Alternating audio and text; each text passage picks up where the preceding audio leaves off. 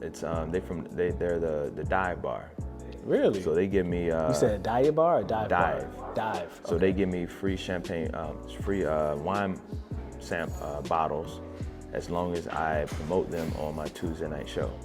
Wow. Because they found out that because they were doing a wine tasting, and I was like, I'm not a wine drinker, but this is off the chain. And it was like, so what do you do? And I told them what I do. It's like, really? Hey, can we sponsor you and put our wine on your show? Yeah. I was like, sure, like, what's in it for me? Type of deal. Yeah. It's like, man, listen, anytime you get ready to do your show, whatever bottle you want, we'll comp you. Say less. Wow. So they have peach Moscato, strawberry Moscato, mango Moscato, watermelon Moscato, tropical Moscato, and an apple caramel Moscato. Wow. And I've tried them. Like, I'm not a wine drinker, but when I do drink wine, I'm finna drink this motherfucker right here. So funny you should say that you're a wine drinker, because my co-host, she doesn't drink like this. Yeah. She prefers the wine or mimosa, whatever. Mm-hmm. And so she's actually now, like, she doesn't feel left out now. Yeah. When we drinking on the set. Yeah. And so it's like, thank you, TJ. I'm glad that you finally got something that I don't mind drinking. So we'll have it on tap. Just tell me whatever flavor you prefer. Mm-hmm. That's the flavor we'll have for you. If you decide that you don't want to go with the yak. Yeah. Getting back to your show, I feel like now we have a stride. We have an amazing stride, and we've honed in a niche, and we have an identity. But early on, trying to figure that out, trying to find it, who the type of people that we want to have on the show, who do we want to represent? Absolutely. Because that matters on developing an identity for the sit down. Oh, yeah. The guest, it matters. We can't just be all over the place. It really does. You definitely gotta have a audience that appeases to who you have on your show.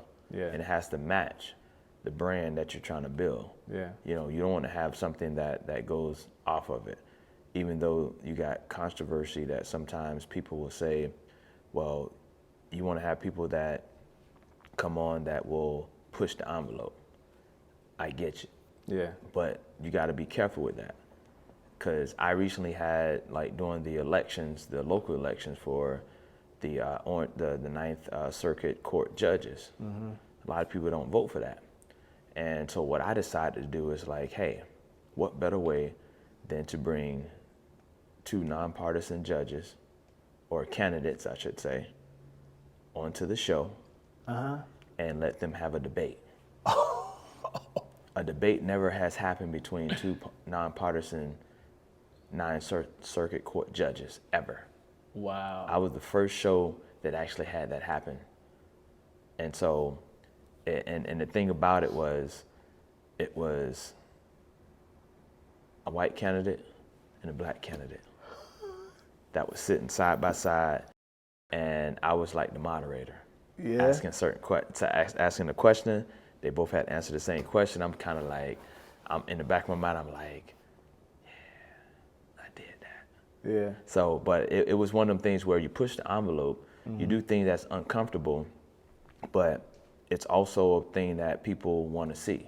Yeah. Versus that one thing where you sit back and it's kind of like, I'm not going to have any and everybody on my show. Mm-hmm. So that was that part of, I normally don't do this on my show, but it's necessary. Yeah. Because a lot of the local elections are important than the general elections of the presidential race. Because nothing comes down to your local area from the presidential state. It's everything that's local. So that's the reason why I decided to, I'm going to bring local folks in so people know who their local candidates are and if they go with what you're trying to believe in. Mm-hmm. So that's what I did. I guess I want to hear just like a little bit about like what it was like for you formulating the identity for your show. We talked earlier and you was like, you were saying that you had to deal with a lot of criticism and stuff like that doing show, and trust me, bro, I know. But what was that like formulating? Because you have an idea. Right. It's a process to getting your idea out of your brain. Absolutely. And people are like, oh, you need this, and third. And it's just like, I would love to do that. Actually, that's where I'm going. I'm not there yet to be able to bring it fully out. It's a process to getting this vision up out of me. You know what I'm saying? Maybe this show we got the guest we want. Maybe this show we finally get the camera. Then this show we get the angle. This show we get the audio. This show we get and the identity comes, the branding, it comes together. So what was that like for the TJ Chatman show? Oh man, I got hit with it in all different angles. I even got it to a point where it's like, what makes you different? Because you already know people are already doing this. You know, they tried to compare me to, Steve Harvey. Yeah. You know, he got his show. What makes you different? You already know they had other people that had talk shows. Montel Jordan. What makes you different? And it was like, well, I hear what you're saying. Yeah. Everybody has a different role in their life. You know, I bring a different platform. I'm not them. You know, what makes me special is being able to allow my platform to help others, to elevate. Because the one thing in life that I realize is that sometimes you do need help. Sometimes the things that you're trying to strive for, you're gonna need a little bit of help just to get it out there. You can still work hard as you can and still never get anywhere. All it takes is that one moment that somebody says, hey, let me help you out, type of deal. It's like you got a car that works, but it just so happened the battery died. Ain't nothing wrong with the car. The battery's just dead. You just need a jump.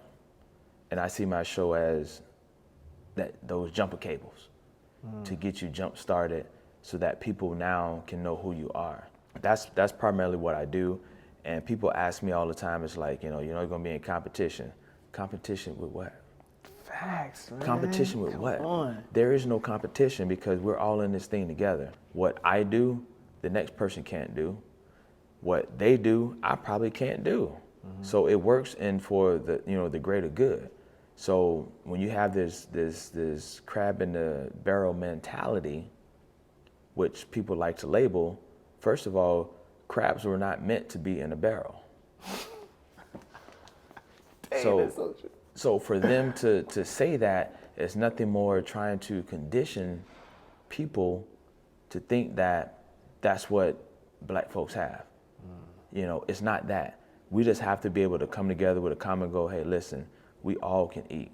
Yeah. There's so many things that we can do together, collaboratively, to help each other out. And that's what I do with my platform. I don't see you have a talk show, I have a talk show. We're on each other's talk show. You're gonna be on my talk show. I've had other talk show hosts on my show.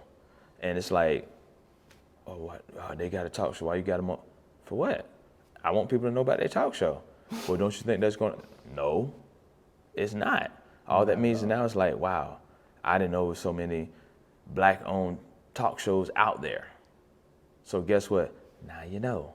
Yeah. And like my main man Buddha says, ta-da, we're here. So it's been a journey in itself. And sometimes it takes the right person to be in your corner. If there's a vision or a plan that you have, and I told one of my brothers this too, my homeboy. What up, G?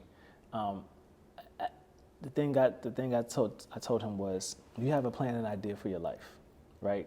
You know what you want your life to look like.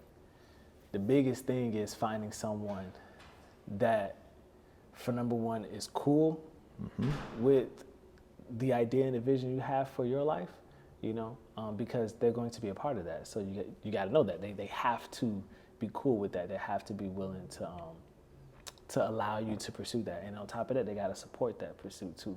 Absolutely. In whichever way they can, because it's not always going to look the same. It's not going to always look the same, but as long as they're just like, okay, yeah, I can rock with that.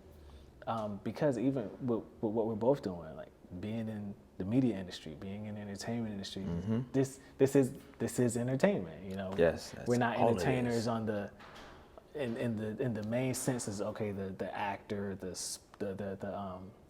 athlete, you know, or the musician, but this is still a form of entertainment. It's still media, and there's a certain type of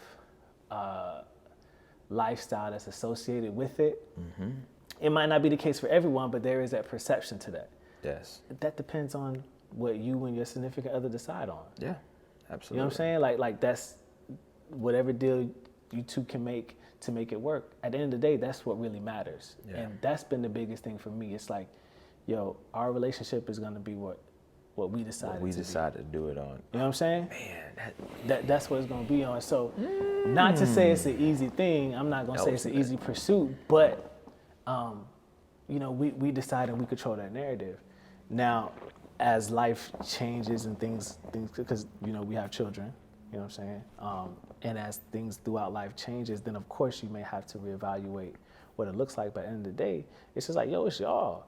We can make this, and I think that that's the biggest thing that people don't understand. And I don't want to harp on relationships, but the biggest thing I want people to get is like, yo, y'all decide that. Just because these people did this way or this group of people did that way, man, shut out all of that crap. You don't control and then that. Y'all decide. Yeah, you can't control what other people do, how they do their deal. Because that's what it's about. You can't control that. So like bump that, and that's what I had to learn too. I had to shut out all of that crap. My ears closed. We gon' decide this, bro. And that was the thing and that's what we do. Like, and no, it's never easy because it's relationships. We're dealing with people, so it's never easy. But you have the freedom to warp, and people gotta understand that. I did a singles night. I was like, yo, ultimatum's good or bad. I asked my singles that. I had four ultimatums are both good and bad. Yeah. It depends on where you're at in life, because my first ultimatum was when I was married. I was supposed to be married? I was married for 10 years. Wow. I was supposed to be doing what I'm doing now back in 2007. Wow. I was given a choice, AKA ultimatum. Facts. Do the marriage, follow your career. Gosh. So, being conditioned that we were brought up in, you cleave to your wife, da-da-da-da-da, and so, you know, I said, okay, you know what, honey, I choose you. I did the same thing. Scratched my head. Became resentful. And that's what happens. And at the end of the day, we had a dissolvement of marriage. And we learned some things from there. We're still great friends to the day. She understands it now. You know, she, took accountability. Like, I could have been a better wife by being by your side, understanding your dreams, I was selfish, the whole thing. So whole thing. I was like, okay, that's fine. That's great. I appreciate it. We're still moving on. So through that whole situation, I decided, like, if this opportunity ever presented itself again, I already knew what I was going to do. So I went through life, working, da-da-da-da. Opportunity presented itself again. Bang! I'm like, oh shit, it happened. So I told my fiance at the time, this is what I wanted to do. Yeah, I remember what happened to your ex-wife. I'm here for you. Da-da-da-da-da. Told about it. I'm here for you. I even had her on set, even had her own segment, like brought her to red carpet events. Like, this is the life that whatever. She was cool with it. Until she saw, like, oh, this ain't a hobby.